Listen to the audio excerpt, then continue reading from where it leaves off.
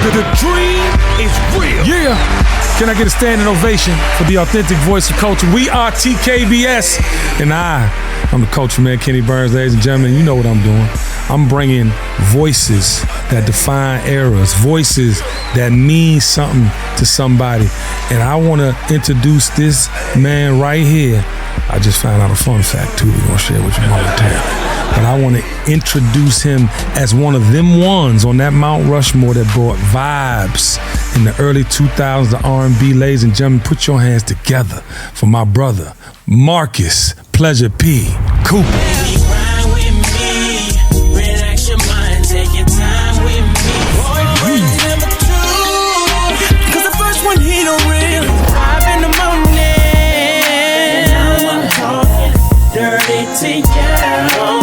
My brother, what's up? What you doing, man? My brother, you know we here, man. You smell gooder than a motherfucker.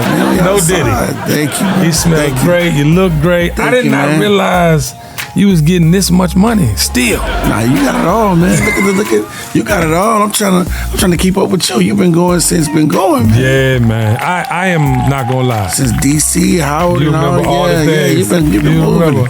You've been moving and grooving. I ain't gonna hold you, man. I'm so proud of you, man. Thank you, man. Likewise, you know, man. I created this version of the Kenny Burns Show. And you've been on several versions on V103, all the things, but I just really love that you still are outside, not just performing the classics, but making new music and feeding people's souls. Man, how does that feel to have been around this long and still meaning something to people? Man, sometimes it's like I can't believe it. Like the other day, I was in Toledo, Ohio, right? Yeah. And I went there, and I had a long day. Everybody was snowed, and it was just an awful day, right? Yeah. So I go there, and it is packed. When I say packed, from it was just all my fans, all the ladies that came out. I mean, they sang every song word for word. And it was just like a scenario to where the DJ just started playing songs. So the songs that I think people didn't get, they were singing it word for word. Yeah. And I got a little emotional and broke down in tears. I'm like, dang, I can't even believe this how much y'all love me. And I really appreciate that. That really meant a lot to me, and it means a lot to me when I go around the world and just see how many people still rocking and how many lives I changed just with my little old voice. You know what I'm saying? Bro, it's not a little old voice. That's a big boy voice right there. Nah, and for sure. I've witnessed it. Yeah. I've seen you perform concerts where you just put the mic out. Yeah, man. You know, and that word for word really is an era that your R&B vibe era created. Yes. Because prior to that, you wanted to hear the singing, this, that, and the third, but the fans became so much more engaged. Yeah. You know, because even that era, let's go back to it. 97, you know, Pretty Ricky was formed. You were not a part of the original Pretty Ricky. No. Right? No. How did you become a part of Pretty Ricky? So I was originally a solo artist. Right. So I was shopping my demo. So on my demo, I had Shorty Would You Be Mine, and a song called Feel the Rush. You got to feel the rush, That you wrote. That I wrote, yes. And I was just shopping at the different labels and stuff like that. Before then, I was hustling and just doing what I had to do to actually, get a demo. You know what I'm saying? Yeah. And then during those days, you had to write the song, the whole song, learn it, and then when you get in the studio, you only got a certain amount of time to do it, so you got to just get it done. You know what I mean? And you were still recording to tape back then, right? Yes.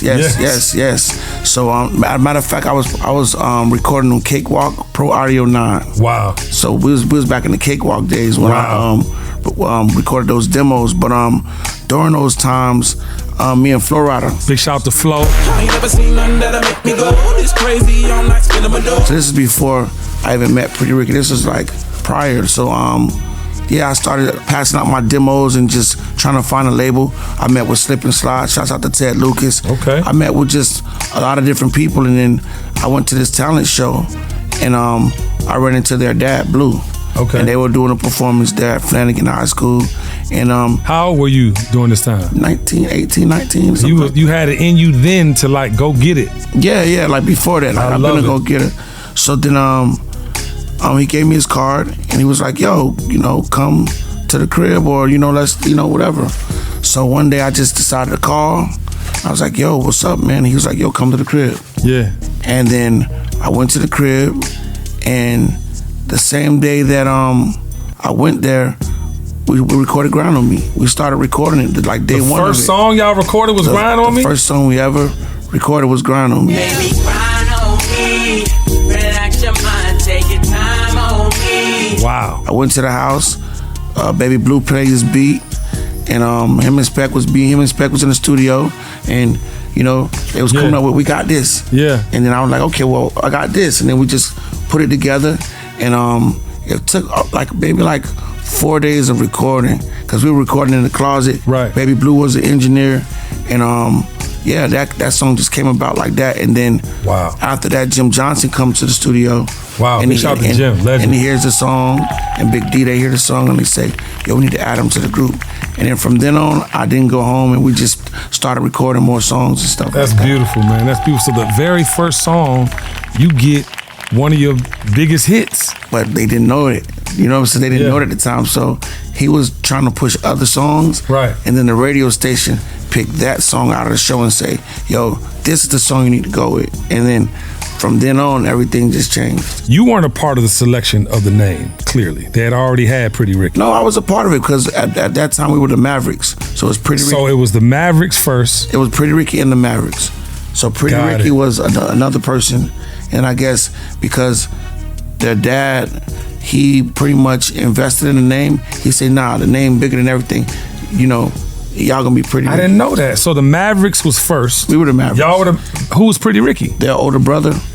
He passed away. God rest his dead. His name was Pretty Ricky, and then he just kind of took the name. Because you know there's folklore out there that Pretty Ricky came from the Martin Show. It did, though. The actual name, it did. It came from that, because we would watch that, and it did come from that. That's for sure. Wild. Yeah. That's wild. And I actually met Miguel Nunez. I was up at Joanna Man, for those who don't know his real name. Yeah, I was up at Eddie Murphy crib. Yeah. And we were out in Beverly Park, and then I got to meet him in person. And I would tell him the story, like, yo, it's crazy. So I got to meet his daughter, and he's a cool guy, man. Well, you definitely met Eddie's daughter, because that was your girl. Yeah, I did. That was back in 2009 and stuff like that. Yeah. All right. So y'all are in the mode, man. Pretty Ricky is formed. The first single y'all dropped is Grind With Me, March 14th, 2005. Yeah. Well, I mean, first song you make when you get together, you know what I'm talking about, ends up being your first single, you know what I'm saying, them years later. How did that feel to actually, you know what I'm saying, put that thing out into the hemisphere? So the groundwork for it was like crazy, because Teddy T would play it one time a night on the Love Hour. Yeah. And then this is in Miami. Yeah, so then during that time there was no social media, so I would have to go to Take One. We would split up in teams and kind of conquer the city. Yeah. So back then, Take One in Miami, this is like a strip club. 100%. They had a jukebox, and you would have to play music out of the jukebox. So if you get your stuff in rotation, it's gonna play there. So, you know, groundwork. When I say groundwork, we put our own street teams, posters and flyers up and things like that, and we would do it around the school. So, you know, the girls, when they hear the record, they'll still see our flyers around the school. So we kind of targeted people our age. And one night, listen, one night we were putting up flyers on the poles. Yeah. Next thing you know, the police came out of nowhere with guns and lights and stuff. We were like, man, we just trying to put up these flyers. Right. Like, that's how passionate we was about grinding, and everywhere we got the opportunity to, we performed, and just pretty much made a name by ourselves, little bit by little bit by little bit. So Grind With Me was more than just a song. Yeah, that was the work put behind that record. So it meant a lot to us, you know, That's just beautiful. seeing it like, yo, we had Atlantic Records, and you know, or meeting Craig Kalman for the first time. Big shout out to Craig Kalman. And performing it in his hotel room with forks and knives, and you know, that's how we used to practice at home. So in the mirror, in front of a TV, you know what I mean, in front of a big screen TV, we would be able to see ourselves through it, and we would pick up our forks and knives and act like they microphones, and we practiced every day, and like that's just what it was. So when we got with him, he was all in, and then that's beautiful, man. There's a lot of misconceptions of that era, and I don't think people really know how hard it was to break through.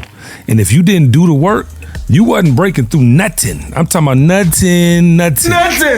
You gotta think, right? Every time we performed for someone, we made them a fan. It was the show, it was the showmanship, and then of course it was the record. Yes. But we made you believe in the record based on the performance. If you ever seen a Puerto Rican show, you would know what I'm talking about. That's right. And y'all really go hard. It looked like a strip club. Have you ever watched Chippendales, ladies? You ever seen, what's the one that the boy in, Magic Mike?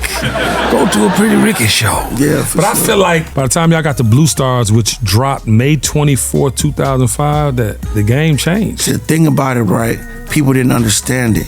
3 rappers and 1 singer. I didn't understand it. And they didn't understand it, but what the ladies did, the people our age did.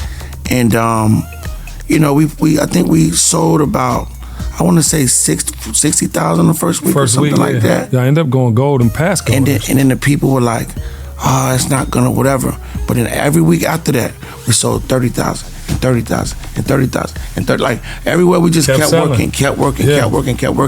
And it's let me see the Blue Stars album is platinum now. Yeah. So that's what I was saying. Eventually went platinum. But I'm gonna tell you why I didn't understand it, because it didn't exist. Right. There was not a group out that had 3 rappers and a singer. Yeah. And to be honest, like when you hear "Grind with Me," you know what I mean? It's like I want the album to be that. And that's how I was at first. And then to your point, I saw the show. And when I saw the show, I got it. Right. That's with Spec and Slickum and Baby. I saw the value. Right. And that's like when people, and to your point, back then there was no social media. So it wasn't like you was going viral every week or the performance could be seen any and everywhere. You had to go to the show. Gotta go see You us. dig what I'm saying? So that was a weird time too, because y'all was up against, I guess B2K had dismantled in 2004. Yes, you had the OGs like Immature, 112. At that time, they were, not OGs, but they'd already been out. Yeah. Jagged Edge, right? But then you had the competition that was literally out when y'all was out, was like Jonas Brothers and NSYNC. You know what I'm talking about? What was that era like just for the group in general? Well, I didn't really feel like it was any competition. Like, we looked at everybody as our friends, so there was, like, I call it class of 05, because it's like Neo, So sick of love songs. T-Pain, Chris Brown, They keep coming from wow. Rihanna, Under my umbrella. Pussycat Dolls. Don't you wish your girlfriend was hot like me? Fantasia. When I see you. Yeah, all of us would do like the radio promo shows together, so we all would just be like cool with each other and things like that. So There was never no competition? yeah, it wasn't. We didn't. There was no New Edition stores, no Bobby Brown? Yeah, we didn't think of it. We just had a good time, man. The game came out. Like, a lot of people came out around that time, and we just had a good time. Yeah, and all them artists you just mentioned was a vibe. What is a vibe? It's I still felt a vibe. like, yeah, still a vibe. Chris Brown Still a is vibe. actually goddamn. Still a vibe. You see where that boy done went. Big shout out to CB. Mm-hmm. So yeah, after Grind With Me came, then y'all hit him with Your Body, and I sent you the song that I was playing with me and DJ Baby U, because we just love that motherfucking hook so much. My body, your body, my body, your body. Let me hear you. Yeah, man. How big was that song for y'all? Man, it was huge. It took us around the world. We got to see Japan. We got to see just, London, like our London That was your fans. first time going abroad? What was that like? We had the mindset, because I think we had like a radio, whatever to do there, like a radio show or something like that, like an interview. Yeah.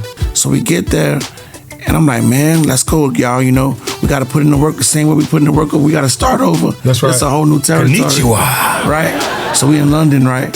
So then we get out the car, and one girl sees us, and she goes, ah! Right. And I'm like, nah. So we go up these stairs, and we go to the radio station. It was a street full of people, and Wow. you would look down, it was like crazy. So, shouts out to everybody in the UK that love us, and they still love us to this day, man. That's beautiful, man. Yeah. And that song was written by Static Major, man. How was it working with that legend? Well, we all wrote the songs together. Yeah. We collaborated on it. Yeah, how was the collaboration? But of course, he's a songwriter, so that's his Yeah, lane. yeah. But working with him was like a blessing, because he really gave me my style, in the sense of just teaching me different harmonies and just teaching me different things about the game. And that's my brother for life. Yeah, man. Any stories though, because he's worked with the legend. Like when you think about Aaliyah and like all the things, like Let's see, like the first time we met him, he walked in the studio, and they were trying to like put us with different writers. We had met with Neo. Yeah. We met with like different writers and things like that to collaborate with. Right. And he came in the studio, and he had the braids, he had the big Kentucky chain. Like, he just kind of like, he was more of one of us. Yeah, He came in swag. with his bop and his swag.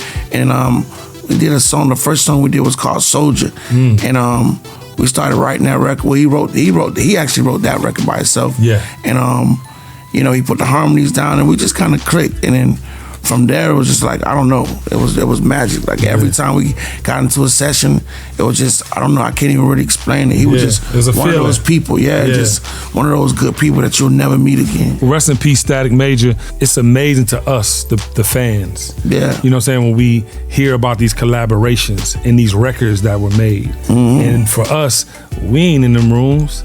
You know what I'm talking about? Like, we ain't a fly on the wall getting to see the session and all the things. So when you tell these stories, it just be so, it takes it to the experience when we hear the records to another planet. Yeah, and for sure. And the record that really broke through for y'all, it came on November 9th, 2006. And that's, you know what I'm saying, On the Hotline. On the Hotline. 5 in the morning, I'm talking dirty to you. Yeah, bro. I don't know. I mean, clearly you had platinum singles, but this one was a monster. Yeah. And when it hit, I think probably the work that was put into it by the group had to be like, oh my God, we made it. We literally recorded this song after the biggest argument. Okay, so during the first album, Really? you had Jim Johnson producing, Yep. you know, the whole album. Yep. So then during the second album, you know, Baby Blue's father, he was like, we could do our own production and whatever the case may be. And so Baby Blue kind of took reins of that. Yeah. And the label wasn't feeling that. Nobody was really feeling that idea because we already had success with his first platinum selling album. Yeah. So if it ain't broke, why try to fix it? So I would go to 2 sessions. I would go to sessions by myself or a session with Baby Blue, or just take a beat and just go to the studio and do that. Right. And then I'll go to the studio with Static and Jim Johnson and whatever. So The original team. yeah, so I'm working with both teams, and their dad didn't know about it. So he found out about it. He shows up to the studio, and he goes in. He picks the A&R in the room. He puts a gun in his head, and it's a whole like big thing. Are you serious? So then this nigga was like Joe Jackson and Suge Knight. So then him and Craig go outside. Craig Kalman. Ain't scared of nothing. Craig Kalman, the G. Yeah. He goes outside. So then they have a conversation, and then we end up going down the street because we had audio vision. Yeah. So we go down the street to Circle House, and then Static plays this beat. Boom. And that just breaks up the tension right there. It's the Hotline beat. Wow. So we start So writing that saved lives. So we start writing it, whatever the case may be. And we record it, and it's like, it's a recorded song, but nobody knows yet, right? Wow. Nobody knows because we pushing the agenda of what happened in the other sessions. Exactly. So we get into this meet with Atlantic, and we play Love Like Honey for them.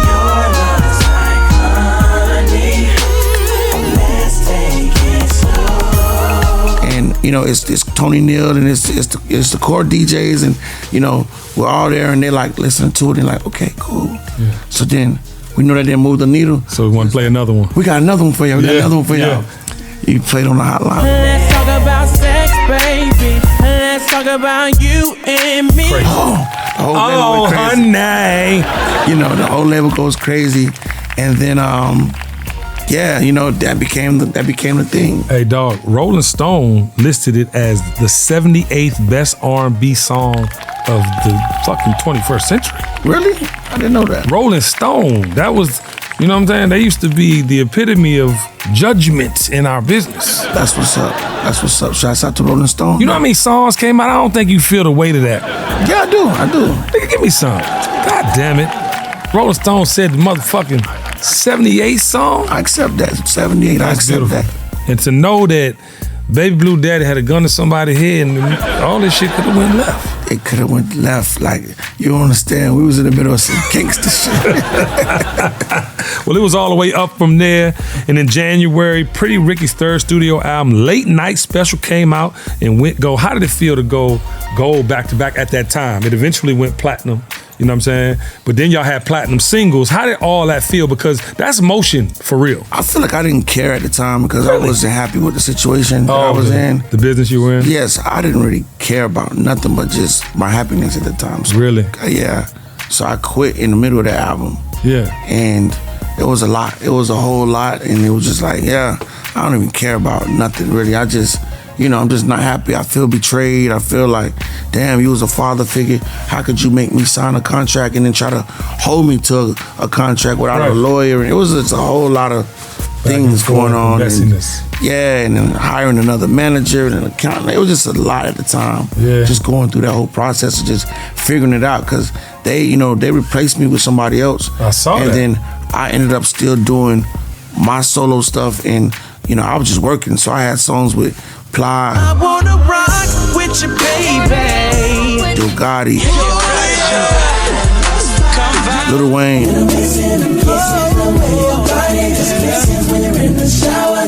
I just started working. I didn't know where I was. So Lollipop came up around this time, which is Diamond. The round of applause, everybody in the studio, for Diamond. Yep. That was the Flow Rider song around that time too? Nah, that came later. That was later. Hey, I heard you were a wild one. Another Diamond song. Give a round of applause. Wild Ones, yes sir. Wild Ones with Diamond too. That's why he got Flow. all this goddamn jewelry on. The shit ain't light either. Yeah, gold is up this week. Okay. Shouts out to Flow Rider. Shouts out to Mike Karen. Shouts out to everybody, man. But I know this has to be frustrating. We hear, these generational stories of groups not making it because of the overbearing handlers or the frustrated artists. I mean, you said you were going through it, but I want to be specific about the group, because I know they all related. Yeah. You wasn't, so it always kind of seemed like an outsider thing. But those your brothers, right? Yeah, for sure. Yeah, so how did y'all play it? I didn't understand it because, I guess because it's their dad telling them one thing. Yeah. Is he free, by the way? Is he outside? Yeah, well, he's been free. I gotta know. Yeah, so gangster shit sometimes keeps up with you. Yeah, he's cool. He don't have no problems with you, sir. That's all. Just me cracking a joke. Okay, so during that time, they were under their father's influence, but I would tell them, like, if you ever watch the NWA movie, I'm the Ice Cube, like, yo, this ain't right, man. Whole time. And they didn't believe me. You know what I'm saying? Like, they just their dad, so they had to go with whatever their dad said, and I respected that, and it wasn't no beef between on my end. Yeah, 100% was just business. I wasn't even thinking about it. I was just grinding. I didn't even know anything until I went to him. He was like, yo, I was like, I want to just separate my money, because he would be like, all y'all money in one pot. So we would do shows, we would do, everything we did. We didn't make no money at the time. So really, he was keeping all the bread. Yeah, because we would work so much, you didn't have time to, like, we in 3 cities in one day. Paying the bill, so you not knowing where the money at. No, we all lived in one house, so we didn't know, like, we didn't have a need for anything.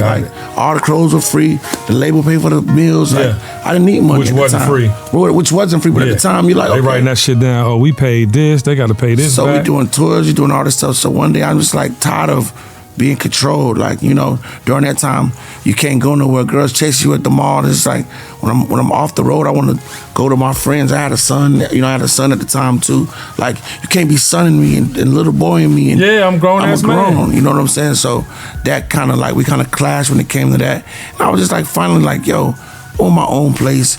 I want my own car. And I just want to separate my money. And and he was like, you ain't got no money.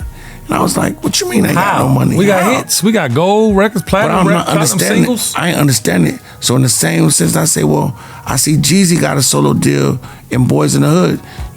How about I do a solo deal? That. How about I get a solo deal? This is me not knowing, though. I was green at the time. So I'm like, well, how about we do a solo deal so I can get some money? And then he said, don't you even think about no solo or something. And he was like, you're a big commodity to this group. And you know what? No, so basically no. Right. And I own you and da-da-da-da. No. I hate that shit. So I was like, wait, what? I had something like that happen to me too, P. Motherfucker told me they own me. I said, oh, you can keep that shit. So I'm out. So I was like, wait, what? I was like, I signed a contract to be in the group, so I didn't understand anything, none of that stuff. And I just signed it because he was the old boy, like, yo, I believe whenever we doing together. And I ain't know the whole time he was playing, I ain't know people play chess. That's right. So I was. So you learned to play chess. Yeah, exactly. Got about that motherfucking deal. Yeah, it was a tough battle, but I definitely got out of it. And like when it comes to them, we end up being cool years later. Right, because they understood. Because they finally understood. Like at the time, like, okay, this nigga was right. That's right. So we actually bond together, and when you get to talk about it, and you know, when you see egos go away and things like that, and you actually have clarity on things. Come on. You know, you get to forgive people, because with me, I forgive the past. No question. Anything in the past, you can't hold on to that. If you hold on to things, you're gonna become it. That's right. So I just forgive the past, and I keep the air clean around me because of that, and we moving forward, and we've been moving forward ever since. I love it. We've been touring.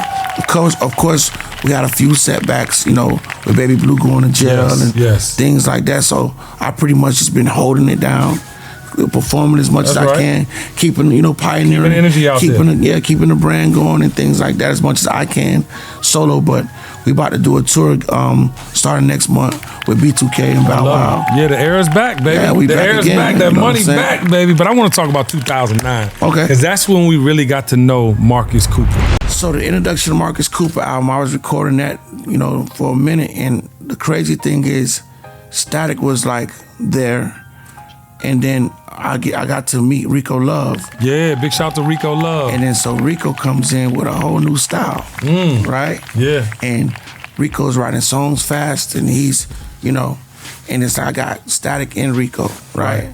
And then one birthday, matter of fact, I started a record label called Swagger Entertainment at that time. That's right. With Brian McKinney. And you know, during that, that's the football player, right? Yep. Shouts out to B-Mac. Shout out to B-Mac. So yeah, he actually helped me get out of my contract, and he was really big in my freedom and things like that. He loved your work, so he supported you. He supported me. That's beautiful. So I had a surprise birthday party, and one of my favorite artists was Keith Sweat. Girl, I've been thinking about you all day long. Come on. You know? We're going to talk about that in a minute, too. And so I got the surprise birthday party, but I don't know it's a surprise. So I walk in, and all of my friends that I see, Jazz Prince, I see this person, everybody surprised me, man. So I'm going crazy. And then they bring out Keith Sweat. Crazy. And I'm like, oh, shit. Yeah. You know what I'm saying? And he was so cool. He came and he brought me a gift. He brought me they had these Artful Dodger jeans back in the day. They come in a briefcase. Yeah. He brought me a pair of jeans, and then he kind of stuck around in Miami for a few days. And we recorded a song called After the Club Closed.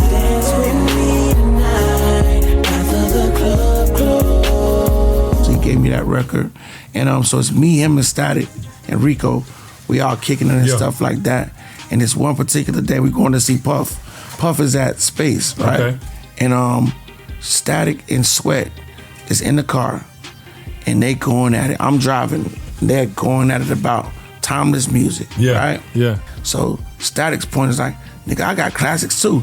But what's the difference between the classic and the timeless record or something like that? Yeah. And they going back at it, and Static like, man, I ain't trying to hear that.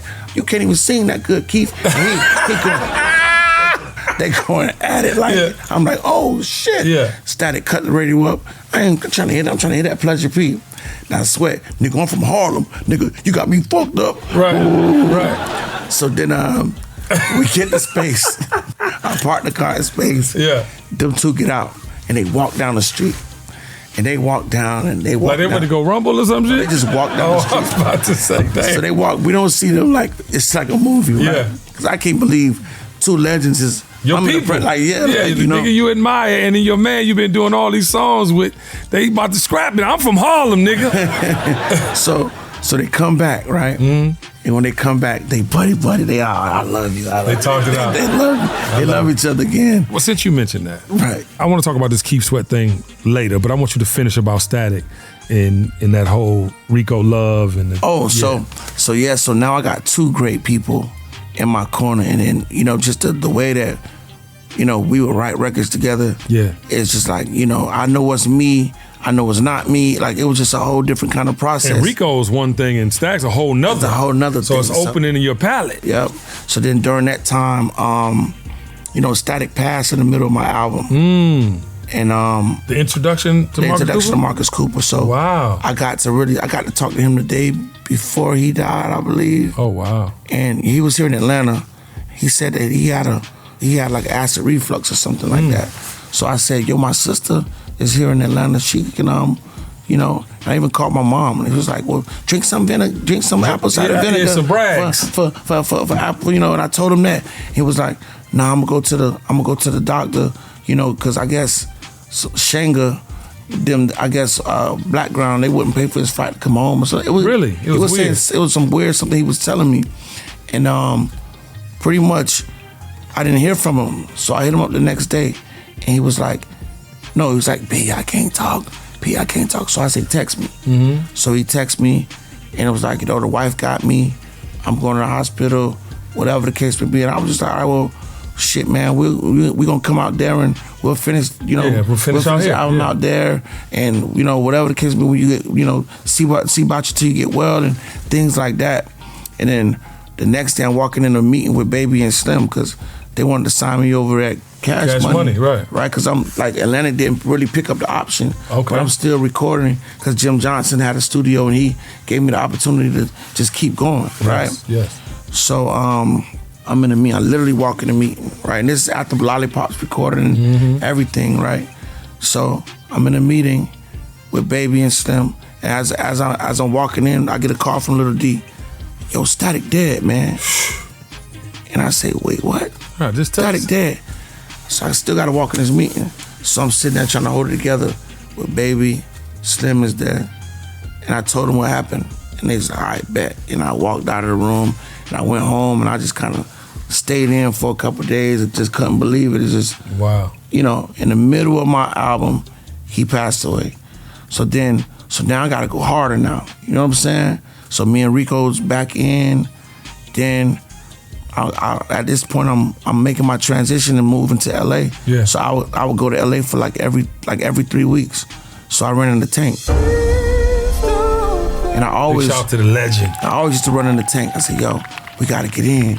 Whatever the case may be. Right now, Tank going through his whole his thing, because they the same fucking business, ain't the same label try to hold him hostage, crazy. Right?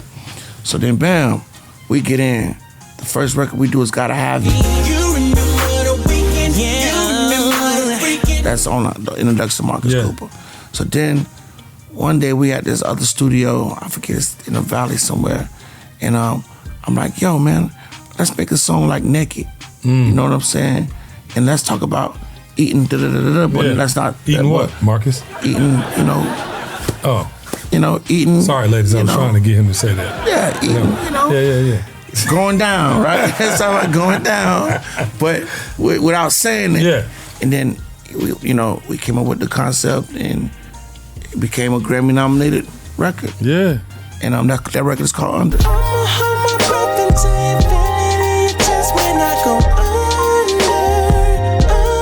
So, I hit him over the head. And I don't think people was talking about that.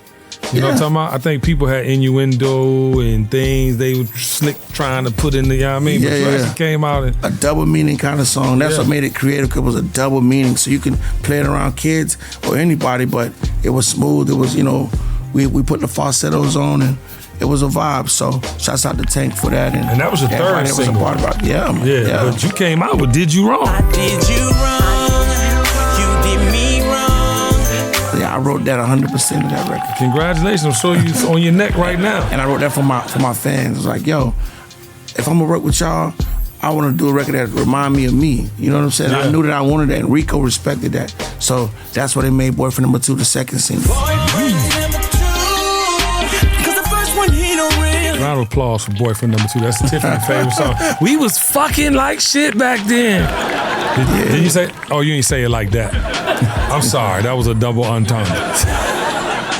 She said I was a freshman in college and we was woo. Yeah. You got a fan right there. That, you know what I'm saying? She know the vibe. She know the vibes. Yeah. So what was that like, man? You finally got to do you. This is Marcus Cooper. Man, I enjoyed in his element. I enjoyed it so much, but I just, I try to take everybody with me with the label. I try to take my friends that I grew up with. I had to learn a lot really fast that you can't take everybody with you, because people will go behind your back and ruin your blessings and spread lies and all kind of things like that. So I had to experience that at a younger age, and really just not knowing what I was doing, but I'm doing it. And it's working, and I got the right idea, and you know what I'm saying? And you have to believe in yourself too. I think, when you are, kind of like berated and, browbeaten almost, you know what I'm saying, your first situation, you have to gain your confidence back too, because you a hustler, but then it's like, damn, I gotta go through this shit, I can't do this again. And then you inching until you finally get this project where it's a representation of you. You had to be elated. So at that time, I'm getting money now. So guess what we did every night? We partied, and guess what? I said, you know what? Since we can't get in puffing them parties, I'm gonna throw my own parties. And so you never came to a puff party ever? Well, yeah, I've been to a puff party for sure. And I had the other party? I had a great time. Nah, no. I know the records was playing that motherfucker. Absolutely not. But at the same time, I bagged a bad one at puff party. You know what I'm saying? A bad. Of course, they were there. Too. Yeah. But when I had my own parties, it was like for young Black Hollywood. So when I used to live on Mulholland Avenue. Absolutely. Bel Air Estates, over there where BMF used to live. Tip was my next door neighbor. Money. You know what I'm saying? Yeah. And everybody in LA during that time, from the Jason Lees to all them, they used to be at my crib partying, and you know, that whole kind of thing, kind of like the lifestyle thing, was just like all I kind of focused on, because we had the music part done. So I just focused on the lifestyle. That was the soundtrack to the movement. Exactly. So we had a lot of good times, man. A lot of beautiful. Good people came. Well, you were nominated for a Grammy. Yeah. You lost to Sasha Fierce. Yeah. Which is fine, but to be nominated just to be at the Clive Davis dinner. Oh, you went to the Clive Davis dinner that year? Yeah, legendary. Went to the Clive dinner. You know, Doug Davis, his son, was my attorney at the time. So, beautiful. Yeah, I got to go to a lot of Clive events. I got to meet Whitney Houston. Oh wow, how was that, bro? It was crazy, like super legend. We went to it was at the Beverly Hilton. Yeah, right? She passed. Yeah, the same hotel. So she had like a listening party there, and Doug calls me. Yeah, you want to go to opening tonight? Let's go. So we get there. And it's Clive talking. Then out of nowhere, Whitney comes out. It's not right, but it's okay. And then everybody starts clapping and things like that. I seen Halle Berry in person for the first time. I met a lot of people that night, man, that I never thought I would meet. You felt like you was in it. Yeah, I feel like I was in it, man. Beautiful. I feel like I was in it. Well, we appreciate the offering, man. I create this entire platform to give people like you that don't get their flowers. Thank you. All the time. Thank you. They motherfucking flowers, because there is a vibe that is unmistakable. You know what I'm saying? For them 2000s to 2010. You know what I'm saying? For and you are one of the, you're on the Mount Rushmore of that thing with them folk. But I want to go back to that Keith Sweat thing. Okay, let's go. We're going to close it out with some more flowers. But, I'm always on my platform trying to right the wrongs we did as the OGs. You dig what I'm saying? We was selling companies when we should have held on to them. Right. We was, applauding people's behavior, not why they doing it or knowing absolutely what they doing. And I'm speaking about Puff. But it's like you with a motherfucker, you hear the shit, you might not see it, but you know something wrong. Get the fuck on. So I think my job and my peers' job is to reset the table. You dig what I'm saying? Because like you're experiencing now, your music is more important than today's music on a lot of levels. Y'all touring more than some of the new artists are touring. So that shows you the validity in that statement. But you have posted a post with Keith Sweat saying what he said on The Breakfast Club. What do you think like modern R&B is getting right, and what do you think that they're missing, that they keep coming back to the OG stuff? Well, like I had a conversation with Pleasure and some of them young brothers, and I said, man, y'all keep saying R&B is dead. Y'all kill R&B because y'all want to curse in songs. Y'all want to act like R&B is a rap record. You know what I'm saying? I mean, R&B is foreplay. R&B is, y'all took the whole foreplay game out the rap. If you cursing and you trying to make up with your girl or whatever, and you playing a R&B song, you cursing, how you gonna make up? Y'all been arguing, so now the record arguing with y'all. And the way you handled that, I want to give you more flowers, because you could have like zoned out for clickbait and went against a whole generation of music, but you respect him. Yeah. You have a certain level and reverence for someone that, inspired you. Yeah. And you said your piece, but you ended with like, I love him to death. Yeah. You know what I mean? And even like the story you just told about him and Static Major, for you to even be that cool with him, which a lot of people don't know, it shows you again the relationship. But I want you to speak to that, because I feel there's a generation of people, right, that don't honor the cloth. You do. And I just want you to speak to that, man. So for me, and I really don't understand it, it's like I was having this conversation the other day.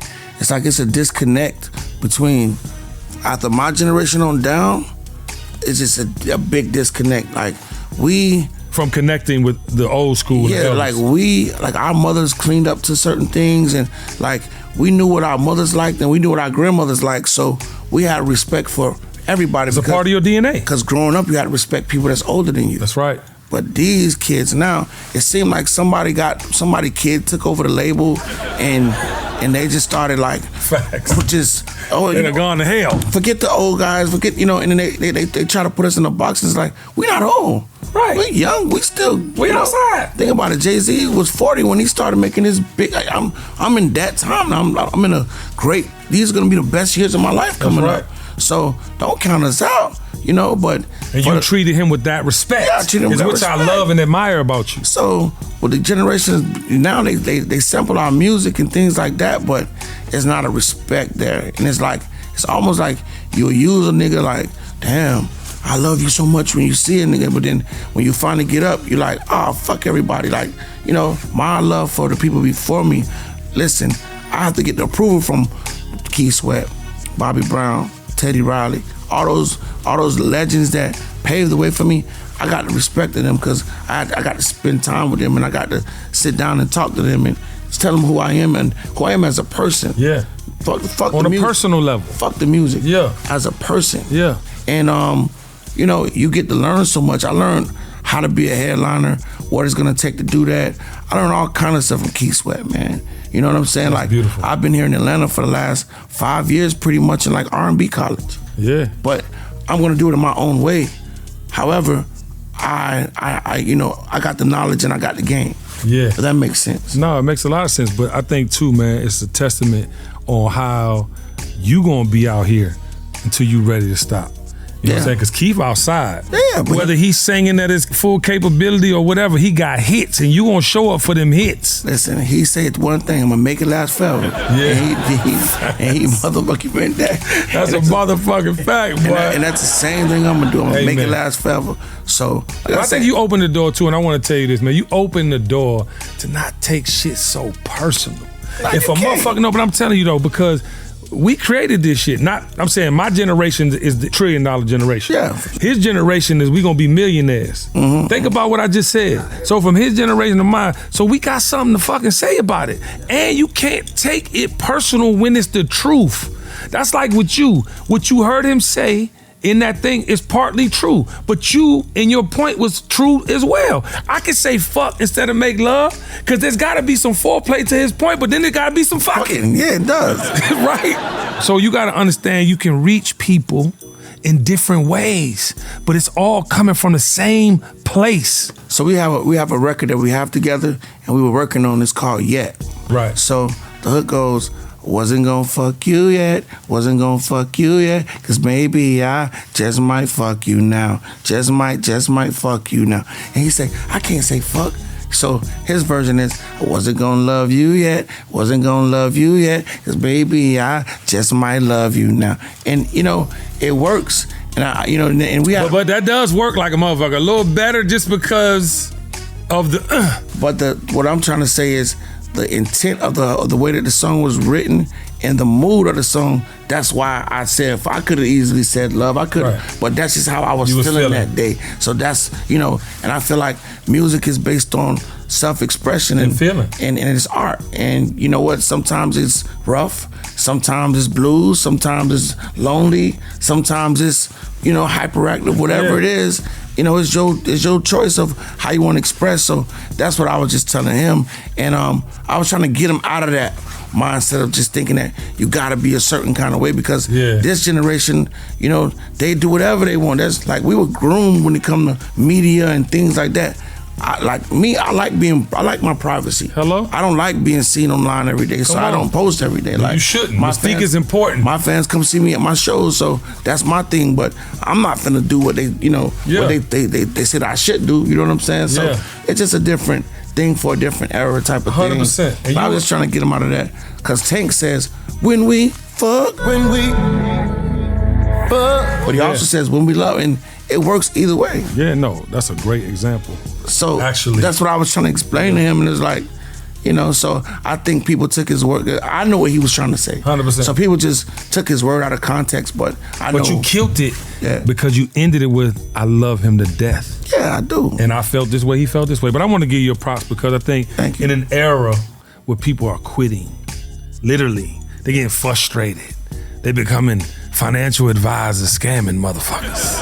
They're doing all types of shit other than what they were called to do. It's crazy. And Right. you, my brother, That's right. have stayed true. You have stayed true to who you are. And because of that, you will be out here until you are ready to stop. And I just want to give you flowers, Marcus Cooper. Thank you, man. I Keep appreciate going, it, brother. man. Ladies and gentlemen, put your hands together for Marcus Pleasure P. Cooper. Y'all know the vibes. Thank you so much. The dream is real.